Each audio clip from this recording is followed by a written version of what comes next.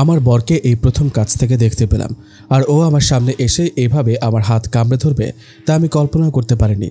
সেই কামড়ে আমার হাত থেকে দরদর করে রক্ত পড়ছে। আমি রিয়া, জন্মের আগেই বাবাকে হারিয়েছি। আমি যখন মায়ের 5 মাসের পেটে, তখন আমার বাবা রোড অ্যাক্সিডেন্টে মারা যান, আর আমার জন্মের সময় মা। তাই অনেকেই আমাকে অপয়া পোড়া কপালি বলে ডাকে।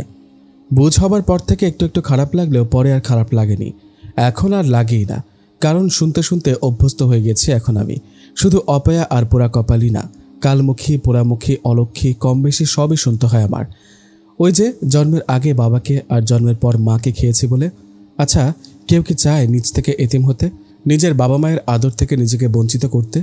আচ্ছা, কার কষ্ট বেশি, আমার নাকি যারা আমাকে এসব বলে গালমন্দ করে তাদের?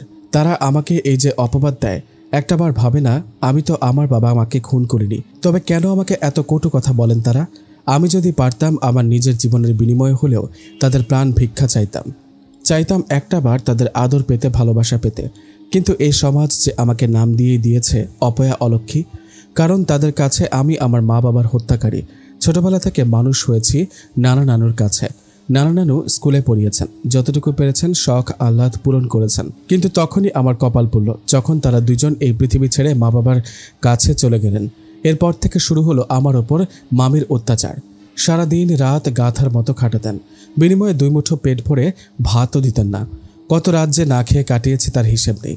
পড়ালেখাটাও মাঝপথে বন্ধ করে দিলেন। মামা বিদেশ থাকেন, সব রাজত্ব মামির আর তার পরিবারের। একদিন মামি আমাকে কি মাইটটাই না মারলেন, যেদিন তাকে আমি বললাম, মামি, রনি মামা না আমার সাথে খারাপ আচরণ করেছে। মামির ভাই হচ্ছে রনি মামা। আমি যখন মামাকে চা দিতে গিয়েছি তখন আমি কোনো মতে ধাক্কা খেয়ে ফেলে পালিয়ে এসেছি। মামি, আপনি তাকে বলে দিয়েন সে যেন আর আমার সাথে এমন না করে। সেদিন খুব কেঁদে কেঁদে মামিকে কথাগুলো বলেছিলাম, আর মামি কিনা উল্টো আমাকে পিটালো। কি, আমার ভাই তোর সাথে নোংরামি করতে চেয়েছিল? এত বড় মিথ্যা অপবাদ! আমার ভাইয়ের রুচি কি এতই খারাপ যে তোর মতো মেয়ের সাথে এসব করতে চাইবে? আজ তোর একদিন কি আমার একদিন। মিথ্যে বলার স্বাদ আমি আজ তোর মিটাচ্ছি। সেদিন কি মাইক টাইনা মেরেছিল আমাকে। 2 দিন বিছানা থেকে উঠতে পারিনি, জ্বর এসে গেছিল আমার। জ্বরের কারণে কাজ করতে পারিনি বলে 2 দিন পেটে ভাতও পড়েনি। আজ যদি আমার বাবা মা বেঁচে থাকতো তাহলে কি আমাকে এত কষ্ট করতে হতো? তবুও কি আপনারা বলবেন আমার মা বাবার মৃত্যুর জন্য আমি দায়ী? আমি খেয়েছি তাদের? মামা হঠাৎ বিদেশ থেকে এসে আমার বিয়ের দিন তারিখ পাকা করে ফেললেন। মামিরই কেমন আত্মীয় যেন ছেলে। মনে মনে বললাম, থাক, অন্তত এই নরক থেকে তো উদ্ধার হব। তাই ছেলেকে না দেখে রাজি হয়ে গেলাম বিয়েতে। মামা মামি তো আর খারাপ কারোর সাথে আমাকে বিয়ে দেবেন না। কিন্তু একই কাণ্ড, বিয়ের 7 দিন চলে গেছে অথচ আমি আমার বরকেই কাছ থেকে দেখতে পেলাম না। বিয়ের দিন দূর থেকে যে একটু দেখেছি, ওই দেখাই শেষ দেখা। ওই বাড়িতে যাবার সময়ও আমাকে আলাদা নেওয়া হয়েছে। তাদের নাকি কি নিয়ম, নতুন বর বধূকে 7 দিন পর্যন্ত দূরে রাখতে হয়।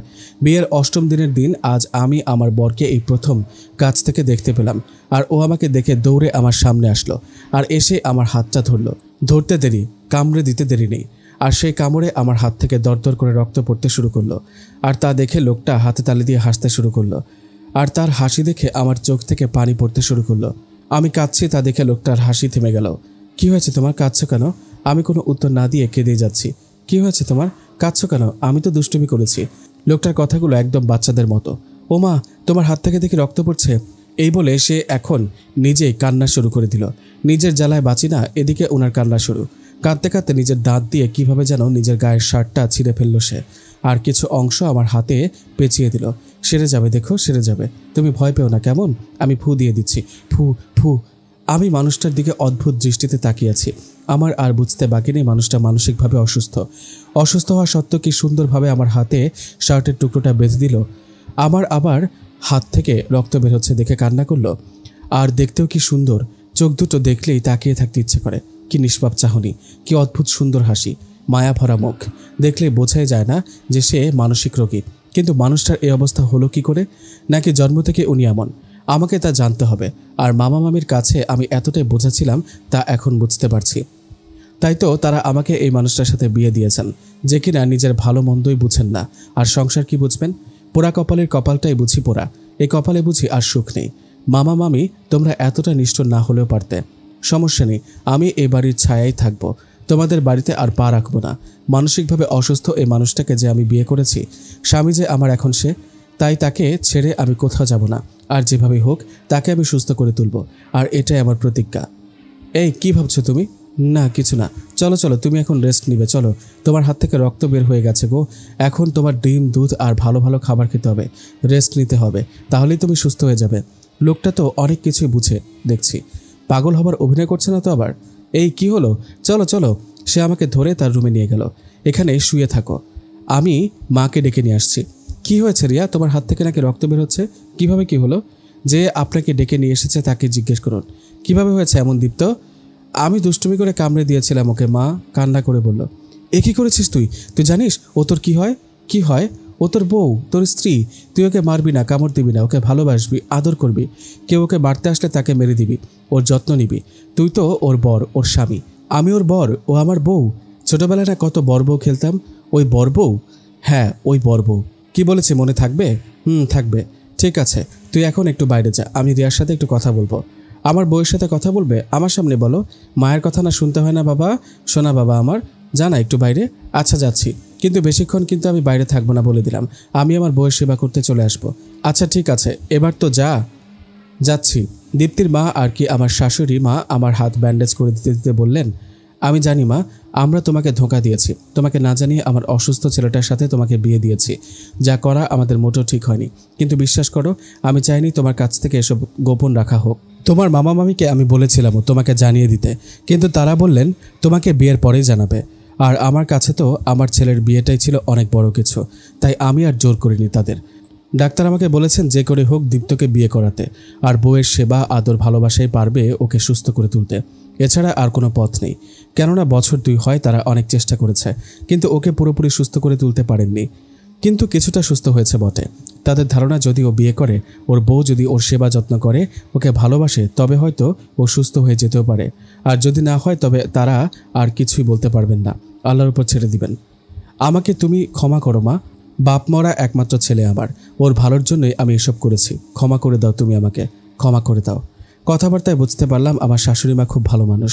সে তার ছেলের ভালোর জন্যই আমাকে না জানিয়ে তার ছেলের সাথে আমার বিয়ে দিয়েছেন। যে কোনো মাই তার সন্তানের ভালো চাইবেন, আমিও তাই চাইব। তাই তার কান্না দেখে আমি তাকে ক্ষমা করে দিলাম। আপনার ক্ষমা চাইতে হবে না মা, আপনি আপনার ছেলের জন্য এমন করেছেন, আপনার জায়গায় আমি হলেও তাই করতাম। দোষ তো করেছে আমার মামা মামি, দোষ আপনার না, আপনি কাঁদবেন না। বলো তুমি আমাকে ক্ষমা করেছো? হ্যাঁ মা, আমি আপনাকে ক্ষমা করে দিয়েছি। আজ থেকে তুই আমার বৌমা না, তুই আমার মেয়ে। আমার মেয়ের মতো থাকবি তুই এই বাড়িতে। আর আজ থেকে আমার ছেলের সব দায়িত্ব তোর উপর। তুই যেভাবে পারিস মা, আমার ছেলেটাকে সুস্থ করে তোল। আর ডাক্তাররা তো আছেনই। আমার একমাত্র ছেলের এই অবস্থা আমি আর দেখতে পারছি না। মা, উনি কি জন্ম থেকে এমন? না না, ও একদম সুস্থ ছিল, একদম সুস্থ ছিল ও। আমার ছেলে ডিগ্রি পাস, জানিস? স্কুল থেকে ও সবসময় ভালো রেজাল্ট করে এসেছে। স্কুল কলেজের স্যার ম্যাডামরা ওর জন্য আমাকে কত সম্মান দিত। এই যে আশেপাশে মানুষগুলো আমাকে বলতো, দীপ্তির মা তুমি নিশ্চয়ই কোনো ভালো কাজ করেছিলে, তাই তুমি এমন সোনার টুকরা ছেলে পেয়েছ। গর্বে আমার বুকটা ভরে যেত। তাহলে কিভাবে হলো এমন মা? আজ থেকে 2 বছর আগের কথা, যখন ও মাস্টার্সে পড়ে, আমি রান্না করছিলাম আর ও আমার পেছন থেকে এসে জড়িয়ে ধরে বলল, আমার লক্ষ্মী মা, রান্না করছো তুমি? দেখতে তো পাচ্ছিস, কিছু বলবি? তুমি এই বয়সে কত খাটাখাটনি করো, এখন তোমার বিশ্রামের প্রয়োজন, আর তুমি কিনা এত কাজ করো। কত করে বললাম একটা কাজের মেয়ে রেখে দেই, না তা রাখবে না। কাজের লোক দিয়ে কি আর সব কাজ হয় বাবা? তাই তো ভাবছি কিভাবে আমার মায়ের কষ্টটা লাঘব করা যায়। হয়েছে, মায়ের জন্য এত দরদ দেখাতে হবে না। কি বলতে এসেছিস তাই বল। কি আবার বলতে আসবো, এমনি এসেছি। না বাবা, আপনি এমনি আসেননি। আজ হঠাৎ মায়ের প্রতি এত ভালোবাসা জেগে উঠেছে, মায়ের জন্য এত চিন্তা হচ্ছে হঠাৎ করে। নিশ্চয়ই এর পেছনে কোনো কথা আছে। বাপজান, বলে ফেলুন। কি বলবেন? বলুন। কিছু লাগবে? না মানে কি বল। মা, আমি একটা মেয়েকে ভালোবাসি। কি? তুমি রাগ করলে মা? না রাগ করবো কেন? আমি তো অবাক হচ্ছি রে, আমার ছেলে কাউকে ভালোবাসে, তার মানে আমার ছেলে এখন বড় হয়ে গেছে। অথচ আমি তো ভাবতাম আমার দীপ্ত সেই পিচ্চি দীপ্তটাই আছে। এভাবে বলুন না, লজ্জা লাগে তো। আহা, প্রেম ভালোবাসার সময় লজ্জা লাগেনি, এখন লজ্জা লাগে? এবার বল, মেয়েটাকে কি করে, দেখতে কেমন? ওর নাম ঝুমুর, আমার সাথেই পড়ে, আমরা দুজন একসাথে পড়ি। দেখতে ভালোই, তোমার পছন্দ হবে। তাহলে আর কি সমস্যা, দুজন পড়তে থাক, মাস্টার্স শেষ কর দুজনই, তারপর তুই আরও ভালো একটা জব নিয়ে বিয়ে করে নিস। আমার কোনো আপত্তি নেই, তোর পছন্দে আমার পছন্দ। ওকে একদিন বাসায় নিয়ে আসিস। আচ্ছা আনবো, কিন্তু সমস্যা হচ্ছে ওরা খুব ধনী, ওর বাবা আমার কাছে হয়তো ওকে বিয়ে দিতে রাজি হবে না। এদিকে ওর জন্য নাকি পাত্রও দেখছেন তারা। তাহলে উপায়? আমি জানি না মা, আমি ওকে খুব ভালোবাসি। আমাদের 4 বছরের সম্পর্ক, আমি ওকে ছাড়া থাকতে পারবো না। যে করে হোক আমি ওকে চাই মা, ওকে ছাড়া আমার জীবনটা নষ্ট হয়ে যাবে। এভাবে বলিস না বাবা, তুই আমার একমাত্র ছেলে। জীবনে তোর কোনো ইচ্ছে আমি অপূর্ণ রাখিনি। ওকেও তোর করে দেওয়ার চেষ্টা করব বাবা। আল্লাহ যদি ভাগ্যে রাখেন তাহলে ও তোরই হবে। আমি ওর বাবার সাথে কথা বলবো, বিয়ের প্রস্তাব নিয়ে ওদের বাসায় যাব। লাভ ইউ মা। পাগল ছেলে আমার। যা বস, আমি নাস্তা দিচ্ছি। নাস্তা করে ও খুশি মনে কলেজে চলে যায়। আর আমি ভাবতে থাকি কি করে ঝুমুরের বাবাকে আমি রাজি করাবো। ঝুমুর, ঝুমুর, ঝুমুর, কি হলো কি? ছাড়ো ছাড়ো, পড়ে যাবো তো। আমি মাকে তোমার কথা বলে দিয়েছি। তারপর তারপর তারপর কি বলো? তারপর মা কি দীপ্ত? মা বলেছেন? কি বলেছেন? আরে বাবা, কি বলেছেন সেটা তো বলবে না? কি বলেছেন তার কোনো আপত্তি নেই। আর মা তোমাদের বাসায় বিয়ের প্রস্তাব নিয়ে যাবেন। তোমার বাবাকে যেভাবেই হোক রাজি করাবেন। সত্যি বলছো? হ্যাঁ হ্যাঁ, সত্যি বলছি। থ্যাংক ইউ সো মাচ দীপ্ত। শুধু থ্যাংক ইউ তো চলবে না, আরও কিছু দিতে হবে। কি? এই যে পাপ্পি, ওটা বিয়ের পর দিব, আপনার পাওনা রইল। ধ্যাত। আচ্ছা শোনো, মা আরও বলেছেন তোমাকে একদিন বাসায় নিয়ে যেতে। যদি তোমাকে তার দেখে পছন্দ হয় তবেই যাবেন প্রস্তাব নিয়ে। সত্যি? আর যদি পছন্দ না হয় আমাকে? না হলে বিয়ে হবে না। ঝুমুর কান্না শুরু করে দিয়েছে। এই না না, আমি মজা করেছি। মা এমনি তোমাকে নিয়ে যেতে বলেছেন, তোমাকে দেখবেন বলে। আর এসব তো আমি মজা করে বললাম। যাও, তোমার সাথে আর কথা নেই। সত্যি চলে যাব? এই না না, পাগলিটা। ভালোই চলছিল ওদের সম্পর্ক। একদিন দীপ্ত ঝুমুরকে আমাদের বাসায় নিয়ে এলো। তারপর? রিয়া জিজ্ঞেস করলো। তারপর ঝুমুর আমার পায়ে হাত দিয়ে সালাম করলো। এই কি করছো? কি করছো? পায়ে হাত দিয়ে সালাম করতে হয় না, মুখে সালাম দিলে হয়। আর তুমি আমার মেয়ে, আমার বুকে থাকবে। সত্যি মা? তারপর ঝুমুর আমাকে জড়িয়ে ধরলো। আমি ঝুমুরকে আর দীপ্তকে খেতে দিলাম। দুজনে খাওয়া দাওয়ার শেষে আমরা গল্প করলাম। ঝুমুরের সাথে কথা বলে বুঝতে পারলাম ঝুমুরও দীপ্তকে খুব ভালোবাসে আর যে কোনো মতে ওকে বিয়ে করতে চায়। ওর টাকা পয়সা, বাড়ি গাড়ির প্রতি কোনো লোভ নেই। লোভ শুধু দীপ্তর ভালোবাসা পাবার। কথাবার্তা শেষে দীপ্ত ওকে ওদের বাসার সামনে পর্যন্ত এগিয়ে দিয়ে আসলো। আমারও ঝুমুরকে খুব পছন্দ হলো। তাই পরের দিন দীপ্তকে নিয়ে আমি ঝুমুরদের বাসায় গেলাম। ঝুমুরের বাবা খুব ব্যস্ত মানুষ, তার হাতে যেন সময়ই নেই। ঝুমুরের অনুরোধে তিনি 30 মিনিটের জন্য বাসায় এসেছেন। ঝুমুর আমাদের নাস্তা দিল। ঝুমুরের বাবার কল আসছে তো আসছি। জি, কি ব্যাপারে নাকি কথা বলতে এসেছেন আপনারা আমার সাথে? ঝুমুর বলল, ছেলের জব লাগবে? না ভাইজান, আমার ছেলে একটা জব করে। তাহলে? আসলে ঝুমুর আর আমার ছেলে দীপ্ত দুজন একই সাথে পড়াশোনা করে। তো? আর ওরা দুজন দুজনকে খুব ভালোবাসে, পছন্দ করে। আমিও এটা কিছুদিন হয় জেনেছি, আমার ছেলে আমাকে জানিয়েছে। তাই ভাই আমি চাই আপনি ওদের সম্পর্কটা মেনে নিন। কি বলছেন আপনি? যা বলেছেন ভেবেচিন্তে বলছেন তো? ঝুমুর, উনি যা বলেছেন তা কি সত্যি? হ্যাঁ হ্যাঁ বাবা, সত্যি। তুই ছেলেটাকে ভালোবাসিস, ওকে বিয়ে করতে চাস? বাবা, তোর কি মনে হয় তুই ওকে বিয়ে করলে সুখী হবি? ও তোর সব চাহিদা পূরণ করতে পারবে, সব ইচ্ছে পূরণ করতে পারবে? হ্যাঁ বাবা। বাহ, আমার মেয়ে বড় হয়ে গেছে, নিজের ভালো মন্দ এখন নিজেই বুঝতে শিখে গেছে। এমনকি নিজের লাইফ পার্টনারও সে নিজেই ঠিক করে ফেলেছে। তাহলে আর আমাদের দরকার কি? তোমরা নিজেরাই বিয়ে করে নিতে। ভাইজান আপনি রাগ করবেন না, আমি বুঝি আপনার মনের অবস্থা, কিন্তু দেখুন ওরা নিজেরা দুজন দুজনকে পছন্দ করেছে ঠিকই, কিন্তু আমাদেরও জানিয়েছে আর আমাদের অনুমতি নিয়েই ওরা বিয়ে করবে। যদি ওরা আমাদের অবাধ্য সন্তান হতো তাহলে ওরা নিজেরাই বিয়ে করে নিত, আমাদের আর জানাতো না। ভাই, আপনার কাছে আমার অনুরোধ, আপনি ওদের সম্পর্কটা মেনে নিন। আমার ছেলে ওকে খুব ভালো রাখবে, খুব ভালোবাসে আমার ছেলে আপনার মেয়েকে। এই ছেলে, তুমি আমার মেয়েকে ভালোবাসো? জি বাসি। কতটুকু বাসো? যতটুকু বাসলে ওকে ছাড়া ভালো থাকা যায় না। ওকে ভালো রাখতে পারবে সারা জীবন? জি পারবো। আমার মেয়েকে কোনোদিন কষ্ট দিতে পারবে না, রাজি আছো? জি আমি রাজি। তাহলে আর দেরি কেন, ডেকে আনো কাজী। বাবা, তুমি রাজি? কেন, আমাকে কি পাষাণ পিতা মনে হয়? তোর সুখী তো আমার সুখ রে মা। লাভ ইউ বাবা।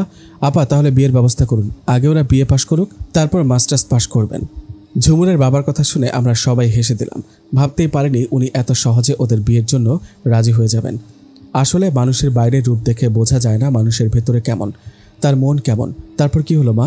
তারপর একদিন ময়মুরব্বীরা মিলে সবাই বিয়ের দিন তারিখ ঠিক করলো।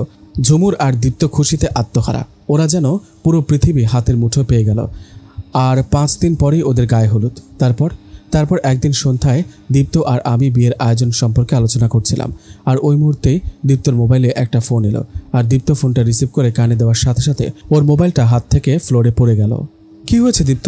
এই দীপ্ত, কথা বলছিস না যে? দীপ্ত, মা কি হয়েছে বল? মা ঝুমুর।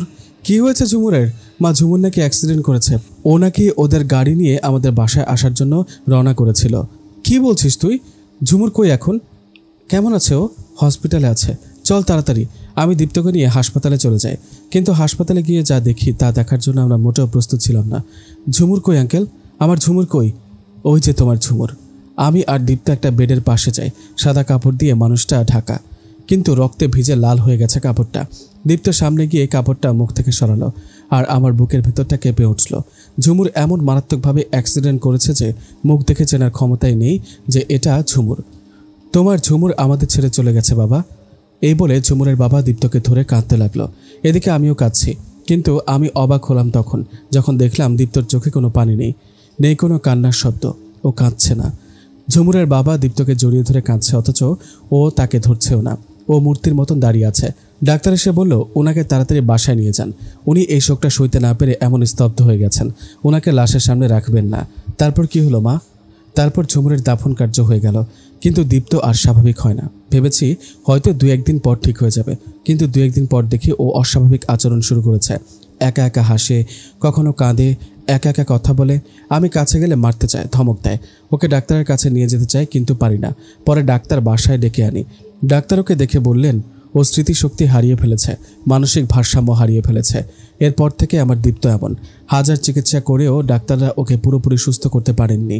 তাই শেষ চিকিৎসা হিসেবে তারা বলেছেন দীপ্তকে একটা সংসারী মেয়ে দেখে বিয়ে করিয়ে দিতে।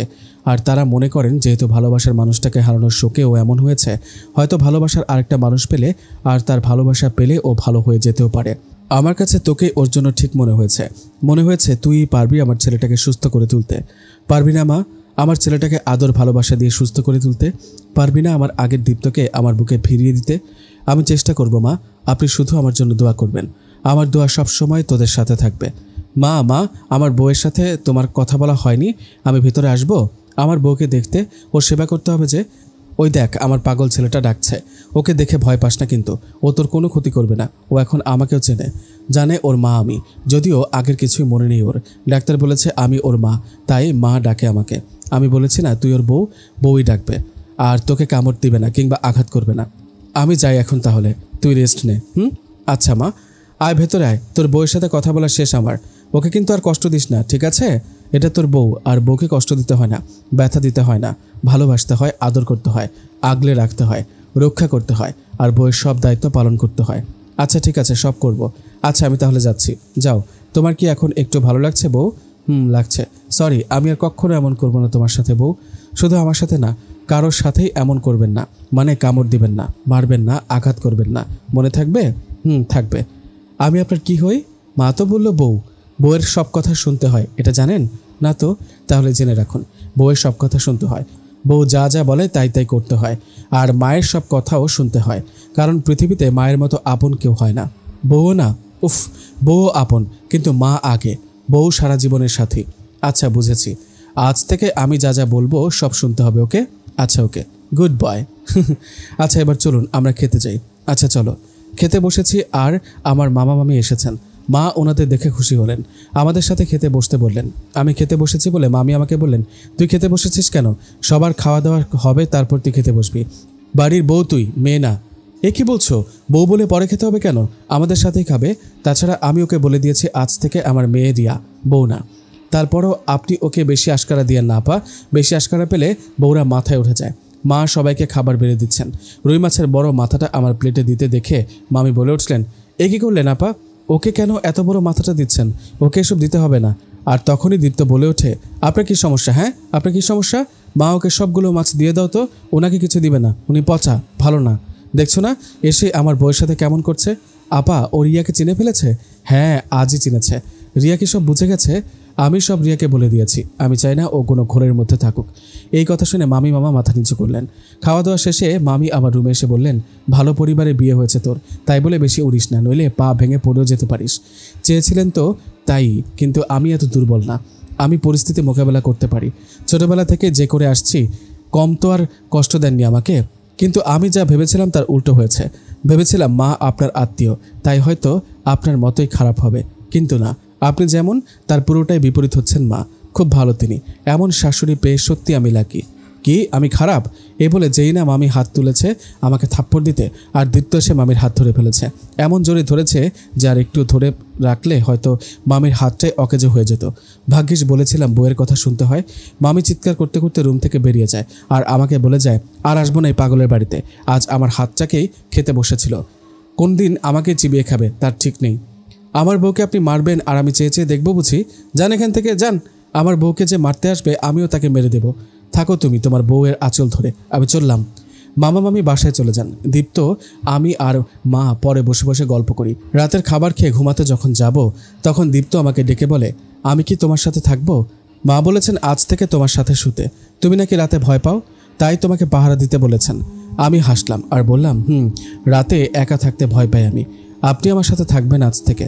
তারপর আমি বিছানা ঠিক করে মশারি টাঙিয়ে দিলাম। শুয়ে পড়লাম দুই পাশে দুজন। একটা সময় দীপ্ত বকবক বকবক করতে করতে ঘুমিয়ে পড়ল। আর আমি ভাবতে লাগলাম সকাল থেকে ওকে সুস্থ করার জন্য আমাকে কাজে লেগে পড়তে হবে। যেভাবেই হোক ওকে সুস্থ করে তুলতেই হবে আমার। দীপ্ত ঘুমাচ্ছে, কি নিষ্পাপ একটা মুখ, আর কতই না ভালো মানুষটা। কি থেকে কি হয়ে গেছে। আমিও পাশ ফিরে দুই চোখ বন্ধ করে শুয়ে পড়লাম। তার কিছুক্ষণ পরই দেখি দীপ্ত আমাকে জড়িয়ে ধরেছে। এই কি করছেন আপনি? ছাড়ুন আমাকে, ছাড়ুন। দীপ্ত আমাকে আরও শক্ত করে জড়িয়ে ধরছে। মা মা দেখো কত রক্ত। ও মা, আমি রক্ত দেখব না, আমাকে বাসায় নিয়ে চলো। ও মা, এটা কে? এত রক্ত কেন ওর মুখে? মা বাসায় চলো।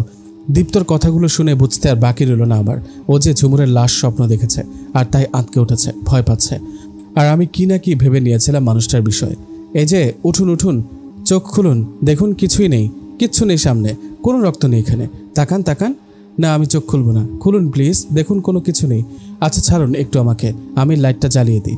চোখ খুলুন, দেখুন আমি এখানে, আপনার বউ, আর কেউ নেই। না না, আমি ছাড়বো না, তুমি চলে গেলে আমি আরও ভয় পাবো। আমি অনেকক্ষণ পর্যন্ত বুঝিয়ে দীপ্তর চোখটা খুলালাম, লাইট জ্বালালাম। দেখেছেন কিছু আছে? কেউ আছে? আছে কোনো রক্ত? আমি আর আপনি ছাড়া কেউ নেই। দীপ্ত যখন চারপাশ চেয়ে দেখলো আসলে কিছু নেই, তখন আবার শুয়ে পড়ল। তাহলে আমি এত রক্ত কিভাবে দেখলাম? আপনি স্বপ্ন দেখেছেন, আর স্বপ্নে মানুষ কত কিছু দেখে, ওগুলা কিছু না। ঘুমিয়ে পড়ুন, আমি আপনার মাথায় হাত বুলিয়ে দিচ্ছি। আমি দীপ্তর মাথায় হাত বুলিয়ে দিলাম, আর দীপ্ত ঘুমিয়ে পড়ল আমার অপর হাতটা ধরে। যেভাবেই হোক দীপ্তর মন থেকে ভয়টা আমাকে দূর করতেই হবে। সকালবেলা ঘুম থেকে জেগে রান্নাঘরে গিয়ে নাস্তা বানালাম। এ কি মা, তুই কেন করছিস এগুলো? তুই এবারই নতুন বউ, সারা জীবন তো তোকে এগুলো করতে হবে। এখন না হয় একটু রেস্ট কর। আমার এগুলো করে অভ্যাস আছে মা। আপনি যান, টেবিলে গিয়ে বসুন, আমি নাস্তা নিয়ে আসছি।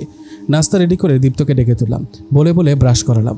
ফ্রেশ হয়ে অন্য ড্রেস পরে আসতে বললাম। যা যা বলেছি তাই তাই করেছে ও। ভাবিনি এত ইজি হয়ে যাবে সব কিছু। নাস্তা করা হলে দীপ্তকে জিজ্ঞেস করলাম, আজ দুপুরে কি খাবেন আপনি? কেন, তুমি রান্না করবে? হ্যাঁ আমি রান্না করব। কি খাবেন বলুন? সর্ষে ইলিশ খাবো। পারো রান্না করতে? হ্যাঁ পারি। আচ্ছা ঠিক আছে, আমি আজ তাই রান্না করব। কিন্তু ইলিশ মাছ যে বাজার থেকে নিয়ে আসতে হবে। ইলিশ মাছ আছে তো রিয়া, ফ্রিজে। আমি মাকে ইশারা দিয়ে বললাম, মা, না মা, ওটা শেষ। ও হ্যাঁ শেষ তো। আপনি আনতে পারবেন বাজার থেকে ইলিশ মাছ? আমি? হ্যাঁ আপনি ছেলে মানুষ না? ছেলেরাই তো বাসার বাজার করে। পারবেন না আপনি মাছ কিনে আনতে? হ্যাঁ পারবো। মা, ব্যাগ আর টাকা দাও, আমি ইলিশ মাছ আনতে যাব। ও কি পারবে রে মা? আমি আছি তো মা, চিন্তা করবেন না। দীপ্ত টাকা আর বাজারের ব্যাগ নিয়ে বাজারের উদ্দেশ্যে রওনা দিল। বাসা থেকে বাজার 6 থেকে 7 মিনিটের পথ। দীপ্ত অসুস্থ হবার পর মায়ের সাথে করেই কয়েকবার বাজারে গেছে, তাই ও বাজারটা ঠিকই চেনে। আমিও দীপ্তর পেছন পেছন বাজারে গেলাম, ওকে ফলো করতে করতে। এমনভাবে গেলাম যাতে ও না দেখে। বাজারে গিয়ে ইলিশ মাছের দোকানে ঢুকেছে ও। ভাই আমাকে একটা ইলিশ মাছ দেন। কয় কেজি নেবেন ভাই? একটা মাছে যে কয় কেজি হয় তাই দেন। লোকটা একটা মাছ ওকে ব্যাগে ভরে দিল। দীপ্ত তাকে 1000 টাকার একটা নোট দিয়ে চলে আসলো। সে আর ডাকলোও না।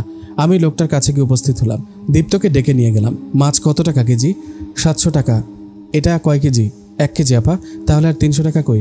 না মানে উনি টাকা না নিয়ে চলে গেছে, তাই বলে আপনি ওকে ডেকে দিবেন না? এই নেন আপা 300 টাকা। দেখেছেন কি করে কেনাকাটা করতে হয়? আগে দাম জিজ্ঞেস করতে হয়, তারপর কিনতে হয়। কখনো কখনো বিক্রেতারা দাম বেশি চায়, আর তখন দাম কমিয়ে বলতে হয়। মনে থাকবে? মনে থাকবে। এবার চলুন বাসায় চলুন। তুমি কখন এলে?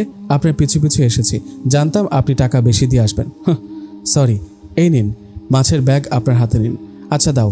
কিছু দূর যাওয়ার পর দেখি একটা কুকুর বারবার মাছের ব্যাগের দিকে মুখ বাড়াচ্ছে, আর দীপ্ত বারবার আমার আড়ালে লুকাচ্ছে। এই যে আপনি বারবার আমার কাছে এসে লুকাচ্ছেন কেন? আপনি না ছেলে মানুষ? মেয়েরা ভয় পায় কুকুর দেখে, ছেলেরা না। আপনি এটাকে তাড়ান। কিভাবে তাড়াবো? আমি তো ভয় পাই। আপনি কুকুরটার সামনে সাহসী হয়ে দাঁড়ান, বুক ফুলিয়ে দাঁড়ান, আর জোরে একটা ধমক দিন। দেখবেন ও নিজেই ভয় পেয়ে চলে গেছে। সত্যি? যদি কামড় দেয়? কিচ্ছু করবে না, আমি আছি তো। আচ্ছা ঠিক আছে। দীপ্ত এবার সোজা হয়ে দাঁড়িয়ে 2 বার জোরে জোরে নিঃশ্বাস নিয়ে কুকুরকে এক ধমক দিয়ে বলল, ওই গেলি, একেবারে মারবো, হুস। হাত দিয়ে থাপ্পড় দেখিয়ে আর কুকুর দৌড়ে চলে যায়। দেখেছো কুকুর পালিয়েছে? ইয়াহু, আমি সাহসী। আপনি সাহসী, আর কখনো কোনো কিছুতে ভয় পাবেন না। ওকে ওকে। বাসায় এসে রান্না করলাম। আমি যতক্ষণ রান্না করেছি ততক্ষণ দীপ্ত আমার পাশে দাঁড়িয়েছিল। ভাজির জন্য ফুলকপি আর আলুও কেটে দিতে চেয়েছিল, আমি কাটতে দিইনি। রান্না শেষে দীপ্তকে বললাম, এবার চলুন গোসল করবেন, আর গোসল করে আমরা নামাজ পড়ব। আপনি মসজিদে যাবেন আর আমি বাসায় পড়ব। তারপর নামাজ পড়ে আপনি আসলে আমরা সবাই একসাথে দুপুরের খাবার খাবো। দীপ্ত আমার কথা মতো গোসল করে নামাজ পড়তে মসজিদে চলে গেল। মা আমাকে ডেকে বললেন, মারে তুই যে আমার ছেলেটাকে সুস্থ করতে পারবি এটা আমার বিশ্বাস ছিল, কিন্তু এত তাড়াতাড়ি যে ওকে সব কিছু বুঝাতে পারবি, ও তোর সব কথা শুনবে তা আমি স্বপ্নেও ভাবিনি। আপনি শুধু দোয়া করবেন মা, আমি আপনার আগের সেই দীপ্তকে আপনার বুকে ফিরিয়ে দেব। দোয়া করি তুই তোর কাজে সফল হ আর সুখে থাক তোরা সারা জীবন। এভাবেই কাটছে দিন। আমি যে কোনোভাবে দীপ্তকে পারিবারিক জীবন, সামাজিক জীবন, বাস্তবতা সম্পর্কে জ্ঞান দিচ্ছি, বুঝাচ্ছি, আর ও গুড স্টুডেন্টের মতো সব বুঝে যাচ্ছে, বুঝে নিচ্ছে। মা ও তার ছেলের সুস্থতা দেখে খুশি। আর কিছুদিন গেলেই হয়তো দীপ্ত ওর আগের সব স্মৃতি ফিরে পাবে, সব কিছু হয়তো মনে পড়ে যাবে। কিন্তু মাঝে মাঝে চিন্তা হয়, তখন যদি দীপ্ত আমাকে না চেনে তখন কি হবে? এই পোড়া কপালের সুখ সইবে তো? আবার এইভাবে আনন্দও হয়, ও সুস্থ হয়ে তো উঠবে, আর এটাই তো আমি চাই। সুন্দরভাবে চলে যাচ্ছে আমাদের জীবন। দীপ্ত এখন অনেকটা সুস্থ, স্বাভাবিকভাবে কথা বলে, স্বাভাবিকভাবে চলাফেরা করে, যদিও আগের কোনো কিছু ওর মনে পড়েনি এখনও। একদিন দীপ্ত আর আমি শপিং করে বাসায় ফিরছিলাম, কিছু জামা কাপড় কেনাকাটা করে। আমার হাত থেকে একটা ব্যাগ পড়ে যায় বলে আমি ব্যাগটা উঠাতে থাকি, আর দীপ্ত 3-4 কদম সামনে চলে যায়। আর তখনই একটা বাস এসে দীপ্তকে ধাক্কা দিয়ে ফেলে দেয়, আর আমি দীপ্ত বলে চিৎকার করে উঠি, প্লিজ আমার দীপ্তকে কেউ হসপিটালে নিয়ে চলুন, প্লিজ নিয়ে চলুন আমার দীপ্তকে হসপিটালে। আমার চিৎকার শুনে আশেপাশে কিছু লোক দীপ্তকে আমার সাথে হসপিটালে নিয়ে যায়। আমি হসপিটালে পৌঁছে মাকে ফোন দিই, মাও হসপিটালে চলে আসেন। দীপ্ত মাথায় আঘাত পায়, ডাক্তার ট্রিটমেন্ট করেন। ডাক্তার কি অবস্থা এখন দীপ্তর? জ্ঞান ফিরলেই বলা যাবে, যদিও মাথায় ছাড়া আর কোথাও তিনি আঘাত পাননি, আর মাথার আঘাতটাও তেমন গুরুতর নয়, আর এই আঘাত থেকে সে তার স্মৃতি শক্তি ফিরেও পেতে পারে। দোয়া করুন আল্লাহর কাছে। আমরা দীপ্তর জ্ঞান ফেরার জন্য অপেক্ষা করতে থাকি। কিছুক্ষণ পর দীপ্তর জ্ঞান ফেরে। আমি আর মা দীপ্তর পাশে দাঁড়ানো। দীপ্ত চোখ খুলেই বসে পড়ে, সামনের দিকে তাকিয়ে বলে ওঠে, ঝুমুর তুমি ঠিক আছো? ঠিক আছো তুমি ঝুমুর? তুমি জানো আমি কত ভয় পেয়ে গিয়েছিলাম। থ্যাঙ্কস টু আল্লাহ তোমার কিছু হয়নি। আমি অবাক হয়ে দীপ্তর দিকে তাকিয়ে রইলাম। মায়ের দিকে তাকাতে দেখে মা হেঁটে কেবিনের সামনে দাঁড়িয়ে থাকা মেয়েটার দিকে এগিয়ে যাচ্ছেন। মা সামনে যেতেই মেয়েটা মাকে জড়িয়ে ধরল। মেয়েটা কাঁদছে, সাথে কাঁদছে মাও। দীপ্ত বেড থেকে উঠে গিয়ে মা ও মেয়েটাকে জড়িয়ে ধরে কাঁদছে, আর আমি অসহায়ের মতো তাদের দিকে তাকিয়ে আছি। কিছুক্ষণ পর মা আমার দিকে তাকালেও ইশারা দিয়ে কোনো কথা বলতে বারণ করেন। আমিও কোনো কথা বলি না। কি হয়েছিল তোমার? কি হয়েছিল? আঙ্কেল যে ফোন করে বলল তুমি অ্যাক্সিডেন্ট করেছো, কোথাও লাগেনি তো তোমার? আমি ঠিক আছি দীপ্ত, তোমার কি হয়েছে? তুমি ঠিক আছো তো? কি জানি, বুঝতে পারছি না আমার কি হয়েছে, কিছুই তো মনে পড়ছে না। দীপ্ত রোড অ্যাক্সিডেন্ট করেছে ঝুমুর, ডাক্তার বলেছেন জ্ঞান ফিরলে আর সমস্যা নেই, কিন্তু তুমি এখানে? কিছুই বুঝতে পারছি না, তুমি বেঁচে আছো? ঝুমুর কই গেলি রে মা তুই? এই যে মা এখানে, আর আমি তোকে কতক্ষণ যাবৎ খুঁজছি, চল ডাক্তার এসে গেছেন। বাবা এই দেখো দীপ্ত, তুই ঠিক হয়ে গেছিস মা? আমাকে বাবা বলে ডাকলি? 2টা বছর আমি এই ডাক্তার শোনার জন্য কত অপেক্ষা করেছি, কিন্তু তুই একটা বারও আমায় ডাকিসনি। তুই ঠিক হয়ে গেছিস মা, তুই ঠিক হয়ে গেছিস। ভাই সাহেব কি হচ্ছে এসব? ঝুমুরকে না দাফন করা হয়েছে 2 বছর আগে, তবে ও এখানে কি করে? আমি তো কিছু বুঝতে পারছি না। আমি বলছি আপা, আমি সব খুলে বলছি, ঝুমুরের বাবা বলল। 2 বছর আগে যেদিন ঝুমুর ড্রাইভ করে আপনাদের বাসায় আসছিল, সেদিন ওর সাথে আমাদের কাজের মেয়েটাও ছিল, আর ও ঝুমুরের সমবয়সীও। ঝুমুর ওকে নিয়েই আপনাদের বাসায় যাচ্ছিল, কিন্তু রাস্তায় যখন ওদের গাড়িটা অ্যাক্সিডেন্ট করে তখন আমাদের কাজের মেয়েটা মারাত্মকভাবে আহত হয়, আর হসপিটালে আনার পর ডাক্তার বললেন ও মারা গেছে। আর এদিকে ঝুমুরও মাথায় আঘাত পায়, ফলে ও স্মৃতিশক্তি হারিয়ে ফেলে। আর তখনই আমি সিদ্ধান্ত নিই আমি দীপ্তর জীবন থেকে ঝুমুরকে সরিয়ে ফেলবো। না ও এখন কাউকে চিনবে, না দীপ্তর জন্য পাগলামো করবে। আর তাই আপনাদের ফোন করে আসতে বলি, আর আমাদের কাজের মেয়ের লাশ দেখিয়ে বলি ঝুমুর আর নেই। ওর মুখটা আঘাতে পুরো নষ্ট হয়ে গিয়েছিল বলে কারোরই বোঝার ক্ষমতা ছিল না আসলে এটা কি ঝুমুর নাকি অন্য কেউ, তাই আপনারাও বুঝতে পারেননি। আর আমার প্ল্যান সাকসেসফুল হয়। ছি ভাইজান ছি, এতটা নিচে নামতে পারলেন আপনি? কেন করেছেন এমন আপনি? কেন? উত্তর দিন। কারণ আমি দীপ্তর সাথে ঝুমুরকে বিয়ে দিতে রাজি হলেও মন থেকে দীপ্তকে মেনে নিতে পারিনি, তাই আমি অ্যাক্সিডেন্টের সময় এই প্ল্যান করে আমার মেয়েকে দীপ্তর জীবন থেকে সরিয়ে আনতে চেয়েছি, আর পেরেছিও বটে। কিন্তু সমস্যা ছিল এই যে এই 2টা বছর আমার মেয়ের মুখ দিয়ে একটা শব্দ পর্যন্ত বের করেনি, একটা বার বাবা বলে ডাকেনি, চুপচাপ ঘরেই বসে থাকতো, ভুলে গিয়েছিল সমস্ত অতীত। তাই আমি মাঝে মাঝেই ওকে ডাক্তারের কাছে নিয়ে আসি। আজও তাই নিয়ে এসেছি। কিন্তু ও যে হঠাৎ দীপ্তকে দেখে স্মৃতিশক্তি ফিরে পাবে তা বুঝতে পারিনি। দীপ্তকে যখন সবাই নিয়ে আসছিল তখন আমার সাথে সাথে ঝুমুরও ওকে দেখেছে। হয়তো ওটা খেয়াল রেখে ও ফলো করতে করতে এখানে এসে গেছে। কিন্তু দীপ্তকে দেখে যে এত তাড়াতাড়ি ওর অতীত মনে পড়ে যাবে তা আমি কখনো ভাবতেই পারিনি। ছি বাবা ছি, তুমি আমার সাথে এমনটা করতে পারলে? মারে, আমাকে মাফ করে দে, আমার ভুল হয়েছে। আপনি জানেন সেদিনের ওই ঘটনা আমার ছেলের জীবনটাকে পুরো পাল্টে দিয়েছে। আমার ছেলে মানসিক ভারসাম্য হারিয়ে ফেলেছে সেদিন। সইতে পারেনি ঝুমুরের মৃত্যুর আঘাত। সইতে না পেরে আমার ছেলেটা পাগল হয়ে গিয়েছিল। কত ডাক্তার কবিরাজ দেখিয়েছি, তবুও কোনোভাবে ঠিক হচ্ছিল না। পরে থাক সেসব কথা। আপনি কাজটা মোটেও ঠিক করেনি ভাইজান। আল্লাহ আপনাকে কোনোদিন মাফ করবে না। আপা, আপনি আর দীপ্ত আমাকে মাফ করে দেন। আমি আমার ভুল স্বীকার করছি। আর আমি 2 দিন পরই ওদের বিয়ে দিতে চাই। যে ভুল আমি 2 বছর আগে করেছি সেই ভুল আমি এখন শুধরাতে চাই। এই কথা শোনার পর মা আমার দিকে তাকান। আমি মাকে হাত আর চোখ দিয়ে ইশারা করি কিছু না বলতে। মা কোনো কথা বলে না। ডাক্তার সেই মুহূর্তে এসে বললেন, বাহ, পেশেন্টের জ্ঞান ফিরেছে। ও ডাক্তার সাহেব, আমার ছেলের আগের স্মৃতিশক্তিও ফিরে পেয়েছে। বাহ, ভেরি গুড। আপনি বিছানা থেকে উঠছেন কেন? শুয়ে পড়ুন, শুয়ে পড়ুন। দীপ্ত শুয়ে পড়ে। ডাক্তার ওকে দেখে। ডাক্তার, আমি আজই বাসায় চলে যেতে চাই, কিন্তু আজ তো আপনাকে থাকতে হবে। না ডাক্তার, প্লিজ, আমার তেমন সমস্যা হচ্ছে না, আমাকে রিলিজ দিয়ে দিন প্লিজ ডাক্তার। আজকের দিনটা থেকে গেলে ভালো হতো। ডাক্তার, আমার খারাপ লাগছে, আমি আবার চলে আসব। আচ্ছা ঠিক আছে, সন্ধ্যায় আপনাকে রিলিজ দেওয়া হবে। আপাতত থাকুন। ধন্যবাদ ডাক্তার। দীপ্ত বেডে শুয়ে আছে। ঝুমুর দীপ্তর হাত ধরে বসে আছে। দুজন তৃপ্তির হাসি হাসছে। ভালোবাসার মানুষকে ফিরে পাওয়া যে কি আনন্দ তা যেন ওদের মুখ দেখে বোঝা যাচ্ছে। দীপ্ত ওর অতীত ফিরে পেয়েছে, ভুলে গেছে ওর বর্তমান আমিটাকে। আমি দীপ্তর কোনো দোষ দেই না, ওর তো কোনো দোষ নেই। দোষ আমার কপালের। আমি যে পোড়া কপালি, এই পোড়া কপালের কপালে কি আর সুখ থাকতে পারে? পোড়া কপালি যে সুখ সয় না। আমি কেবিন থেকে বাইরে বেরিয়ে এসেছি। মাও আমার পেছন পেছন আসলেন।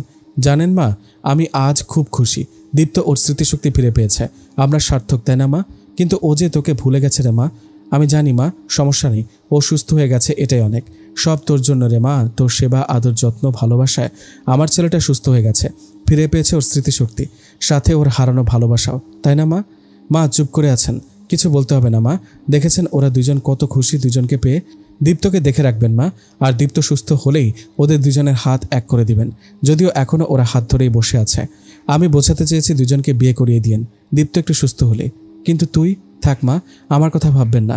আমার মতো পোড়া কপালির কপালে যা আছে তাই হবে। কিন্তু একটা কথা কি জানেন মা, এই পোড়া কপালিটা না আপনার ছেলেটাকে খুব ভালোবেসেছে, খুব।